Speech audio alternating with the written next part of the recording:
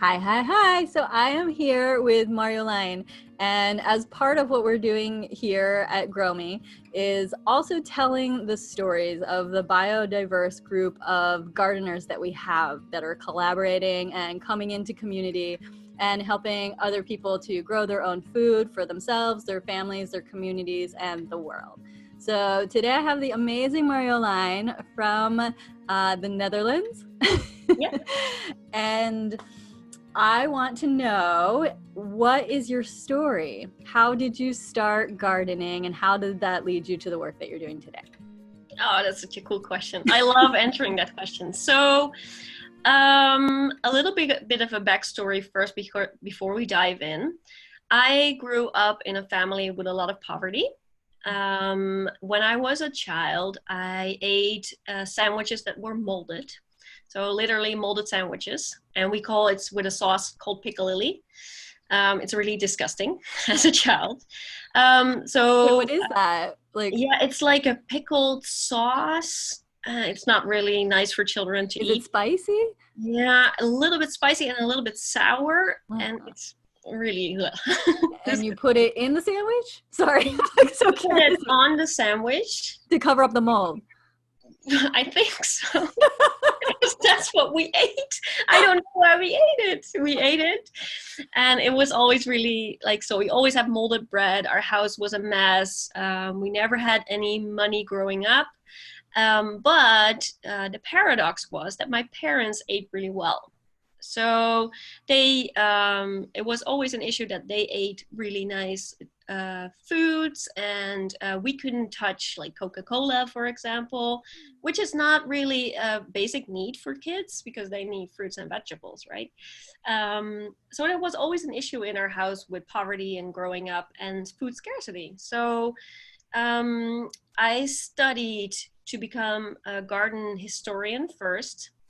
Then I became a garden designer and a permaculture specialist, so a permaculture consultant. And at the core of my offer has always been giving back to the planet. I really want to tackle food scarcity and food poverty because it's so important to me, and it's in the core of myself because I experienced not having the nicest and best foods that you can eat as a kid. Yes, I had some foods, but it wasn't very good. So I want to tackle that to the whole world, and I figure out that if I teach people how to grow tomatoes, they have food for the rest of their lives, for example.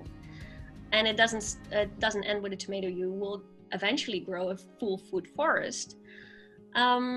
But I figured that if I teach my clients how to do this and they pass that knowledge on, that will be an amazing ripple effect because everybody can suddenly grow their own food. And it's super simple to do so if you keep it a little bit simple. So that's what I offer. I only offer VIP sessions. So it's always one-on-one because I noticed that everybody has a different pacing in learning. And I really like to adapt that to my clients. So it's always custom made. And I also donate a lot of money to an organization. It's called Kiva.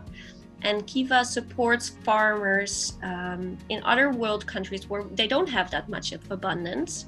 And it supports farmers with a microcredit so that they can support their families and they can grow more food and more produce and invest in their businesses. So that's my whole business. Aww. I love that because I imagine you as a little girl, like looking up to the adults and like they're eating, like these good foods and you just have like this moldy pickle sandwich, and really experiencing that gap, right? Between some people can have this and some people can't, and then using that as a motivating force in your work, to help empower other people to have that and to share that information and share that abundance. Yeah. That's really beautiful. And then like sneaky research, I saw something where you were also talking about the significance of your name. Yes. Oh, yes. So my name is Marjolein, and it's a very hard name to pronounce. And it's a Dutch name. But what it actually means in Dutch is wild oregano. Which is a little spicy also. Yes. And So a very useful herb yeah, in cooking. very useful. But also it grows in every garden. It grows on any soil. It can adapt very easily. So it's in my personality first to become a gardener, a master gardener, and also teach this knowledge because I think it's very fascinating that my name means wild oregano. Right? And you didn't know that until recently, right? Well, I always have known, yes. Oh. Yeah. Okay. Yeah. Maybe that's me that didn't know things. You didn't know. It's a typical Dutch name in the 80s. So. Oh, interesting. Yeah. And did your parents name you that for any reason, just because it was popular, or because they liked food a lot? Yeah, that's a really interesting question, and I don't know the answer. Hmm. I think it's because it's a popular name, but I'm not sure. Yeah, well, I love it too because it's wild oregano, and like you said, it spreads very easily. And so just like, you know, the knowledge that you're disseminating and the skills, right, that you're helping people to pass on to other generations and to their communities. Marjolein. Yep. Wild. It's wild. It's wild. It's totally wild. And it totally has the capacity to change the world. It's true. I attest to it personally. And so if you resonate with Marjolein's story and her mission, check out the other video that we did. I will put the link below in the description where she actually shows us how to grow tomatoes. Mm-hmm. And we also talk about how, not just practically how to grow tomatoes, but how that can actually lead towards the shifts on the planet that she was saying. Yep. Thank you for sharing your story and for sharing your gifts with us. Thank you so much. Bye.